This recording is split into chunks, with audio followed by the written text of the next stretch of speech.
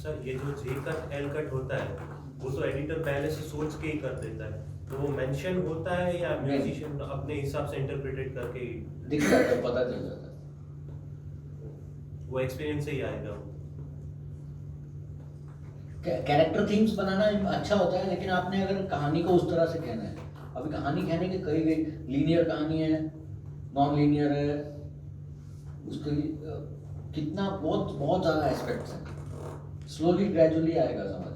ये बनर्जी राइटिंग और चटर्जी अंडरस्टैंडिंग बोलते हैं, मतलब आप जो बोल रहे हैं ना, एडिटर बोल रहे हैं, म्यूजिक डायरेक्टर समझता है, जैसे म्यूजिक वाले सब बजा रहे हैं, सब समझते हैं, ऐसे ऐसे करते रहते हैं, ऐसे हमारे भी डिफरेंट डिपार्टमेंट का ऐसे होता है, समझ रहे हैं।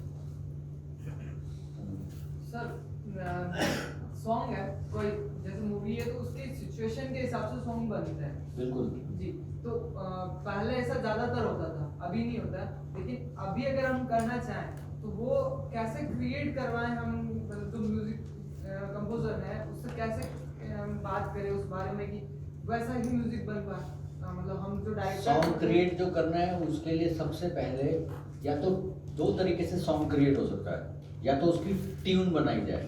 अगर आप उतने म्यूजिक के सेंस रखते हैं, या आपको अपना खुद देखना है जिसको इतनी म्यूजिक की सेंस है कि वो ट्यून सपोज है, धुन बन जाएगी। अब ये धुन में आपको समझ आता है कि ये मेरा गांव का जो कैरेक्टर है उसका वो एक ट्यून है,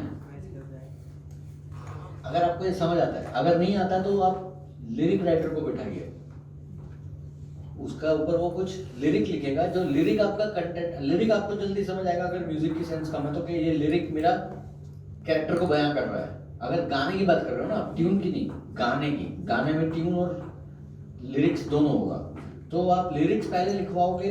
अगर म्यूजिक का आपको पता है, इतना ज़्यादा मैं डिसाइड नहीं कर पा सकता क्योंकि मेरा उतना नॉलेज नहीं है, तो लिरिक्स लिखवाओ। लिरिक्स आप पहले डिसाइड, आपको तुरंत पता चल जाएगा शब्दों से ये मेरा कैरेक्टर है।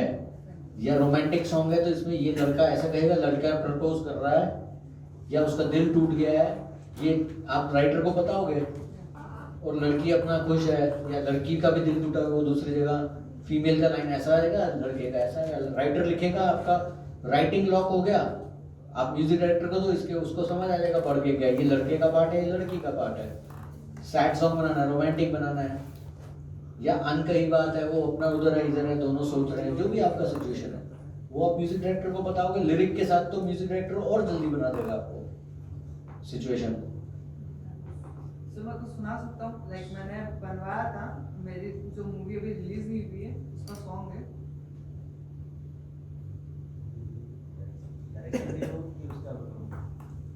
दिया हो मूवी का, अपना जो फिल्म बोल रहे हो आप डायरेक्टर तो लाइक, हाँ बोलो, लंबा चौड़ा नहीं थोड़ा सा ही सुना रहा हूँ, पूरा नहीं। अगर सब लोग सुनाने लग गए ना तो वो हो इसमें माइक लगा लो, इसमें लगा लो।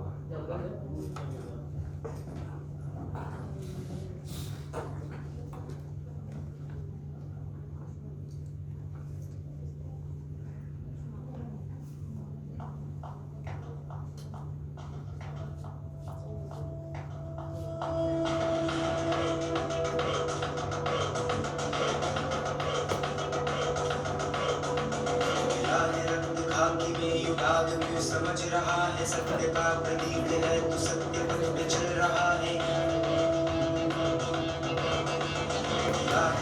खाकी में युगाग तू समझ रहा है सत्य का प्रतीक है, तो सत्य पथ पे चल रहा है। मानी क्या जो तू गिरा तो उठ पे तुम्हारे अपराधियों की वृक्ष को तू जड़ से ही उखाड़ दे।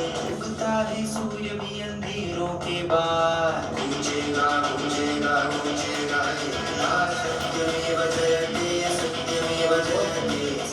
ये सर मेरा है, इसके ये राजस्थान पुलिस के ऊपर हमने शूट किया है। वो बहुत अच्छा है, सामने से फ्रंटल फोटो आपका जो गाना है वो सुनते ही समझ आ गया था, वो इसके ऊपर है अपना एक रिबेल या ऐसा आवाज, सोशल आवाज है, इसके ऊपर है। मतलब रियल सिंगर है वो, शायद आप लोग भी जानते होंगे, हिमांशु सिंह राजावत के नाम से है, मुंबई में भी है वो। ऐसे बहुत सारे हीरोज हैं हर स्टेट में, हर सिटी में है। नहीं, यहाँ 7 साल मुंबई में उनको जेल हुई थी इसलिए, तो फिर उसके बाद वो वापस बाइज्जत बड़ी हुई थी और पूरा हुआ था, तो उनके ऊपर है। मेरा कौन से साल में हुई थी जेल उनको? सर ये 2007 बात की बात होगी मैं शायद मोदी जी 2004 और में छूट अमित गया शाह था भी लेकिन। उसके मोदी जी और अमित शाह के साथ थे। मुझे पता नहीं है। ठीक है, सर इस पे जो म्यूजिक है जोर से अभी जो सबको सुने सुनाएंगे। इस पे आप जो दम बज रहा था वो कुछ आप जो थोड़ा पहले आपको थोड़ा मिला तो उससे फास्ट हो गया वो बीच वो किसमें fast- इनके गाने में इनके गाने में वो वो माइक- जो था सरकार वो ऊपर नीचे माइक माइक माइक वॉइस। से हुआ था, माइक माइक से। से माइक से हुआ था माइक वॉइस लेवल की बात कर रहे हो या पेसिंग की बात कर रहे हो, स्पीड की टेम्पो की बात कर रहे हाँ हाँ हो, लेवल की बात कर रहे हो। जी जी लेवल पहले उन्होंने माइक पार किया, फिर इन्होंने भी लेवल बढ़ाया वहाँ से। नहीं, और इसलिए पूछा कि म्यूजिक कंपोजर का उस ऐसा तो नहीं था इसलिए पूछा नहीं नहीं वो मैंने माइक को पहले साइड से इधर किया था Correct. तो वो उस वजह से लेवल लेवल बढ़ गया था।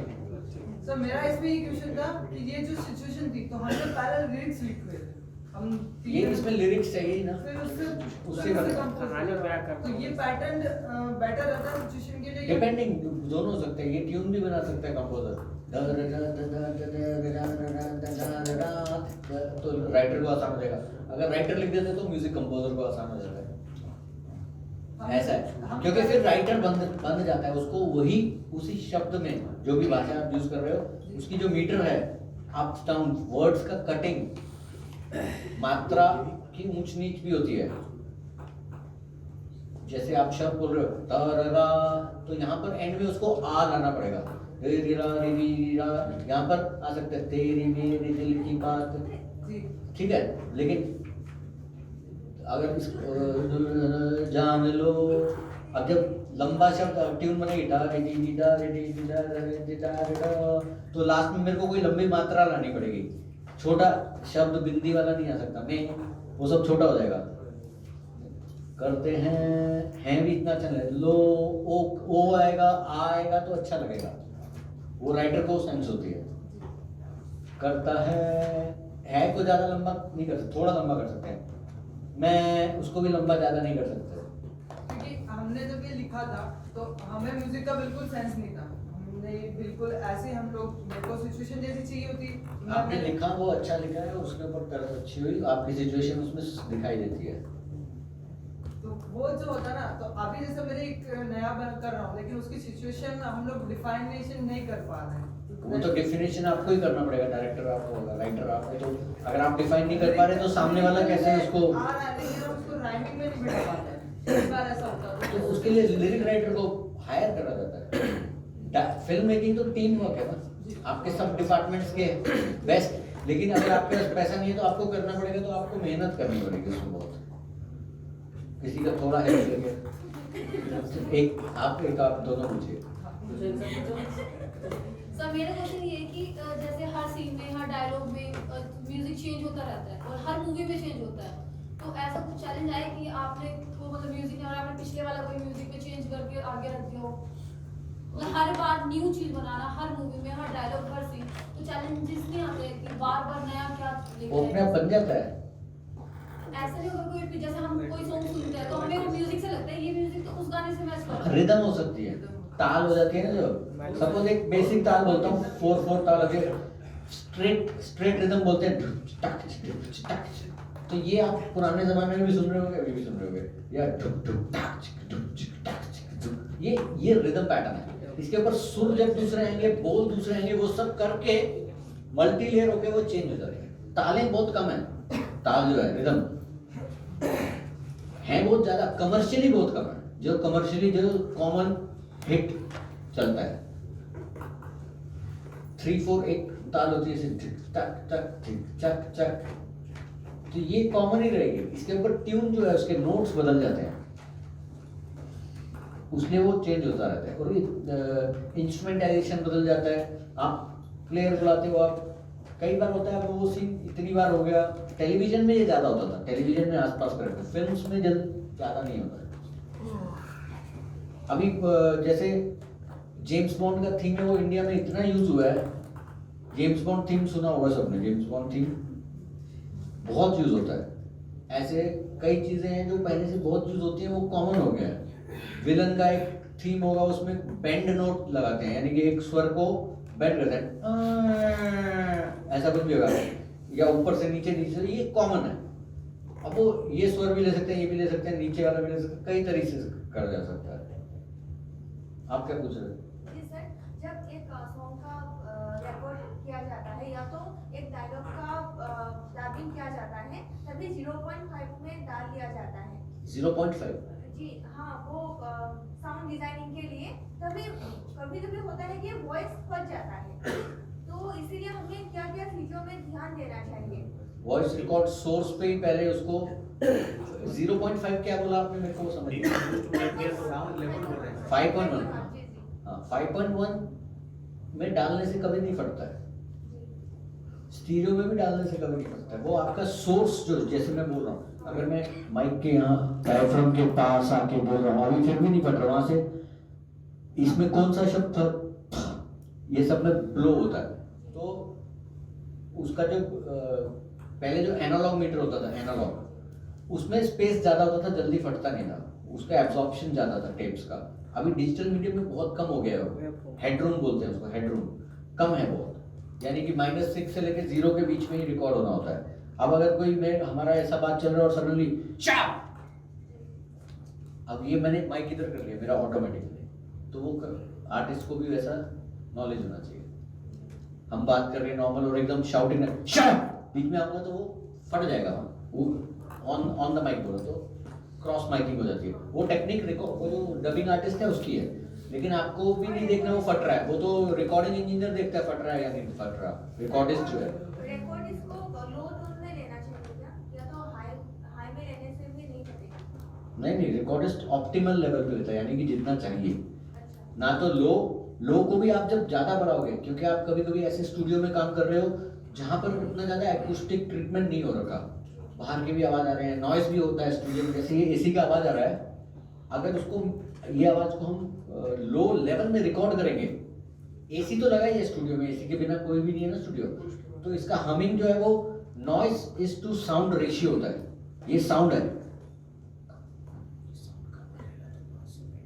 मतलब ये साउंड कम हो जाएगा तो नॉइस, जब आप इसको ओवरऑल बढ़ाएंगे तो नॉइस और साउंड दोनों बढ़ेगा, क्योंकि वो तो रिकॉर्डिंग मीडियम पे इसके थ्रू जाके दोनों जा रहा है। तो जब आप मेरी आवाज ऐसी आवाज को सुनने के लिए बढ़ाएंगे इतने तक लाने के लिए, तो ये जो आवाज आ रही है ये बढ़ जाएगी। तो साउंड और नॉइस का रेशियो उसको ऐसी लेवल पे करना है कि वो कम सुनाई दे और मेरा ज्यादा। जो लाइव रिकॉर्डिस्ट होते हैं, लोकेशन साउंड, वो लोग लेपल लगाते हैं छुपा हुआ, उसमें भी जब कई सीन बहुत चैलेंजिंग होते हैं, बॉडी फाइट होता है, रनिंग होता है, सब आता है, ऐसा रिकॉर्ड होता है जब भाग रहा है, रसलिंग, वो कट करने के लिए थोड़े सॉफ्टवेयर हैं, साउंड रिकॉर्डिस्ट उसका लेवल, वो साउंड रिकॉर्डिस्ट ख्याल रखता है, उसमें डायरेक्टर को ज्यादा कुछ नहीं, लेकिन उसको बोला जा सकता है कि ऑप्टिमल, आप बता सकते हो भाई नॉइस वॉइस का ख्याल रखना, और उसको क्रॉस चेक भी कर सकते हो।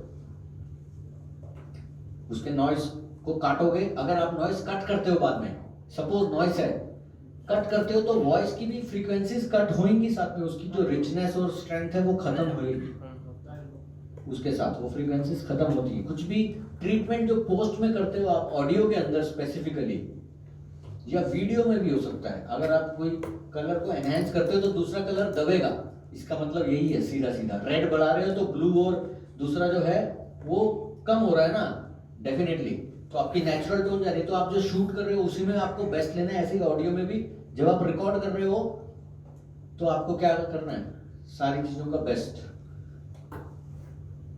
Recording is the best in possible situation. अब बारिश हो रही है और बाहर का सीन है तो बारिश का नॉइज तो आना ही है, उसको रोड पत्रे के अंदर अगर आप शूट कर रहे हो, जो लोहे का पत्रा रहता है शेड, उसके नीचे अगर आपको बारिश चल रही है तो वो बहुत ज्यादा नॉइज हो जाएगा, तो उसको सॉफ्टन कराना पड़ेगा आपको, और बाद में कट करोगे तो खराब होगा, तो उससे अच्छा ऊपर कुछ पहले से जुगाड़ रखोगे, हमें चाहिए तो लेकिन कम चाहिए तो भूसा रख दिया प्रोडक्शन में, उतना पैसा होता नहीं है, अनरियलिस्टिक बोल रहा हूँ, छोटे मेकर के लिए कुछ भी नहीं होता, जैसा है ऐसा ही है, बड़ी फिल्मों में होता है, उसको कट करना है, उसको बाद में रिक्रिएट भी कर लेते हैं, तो ये सब है।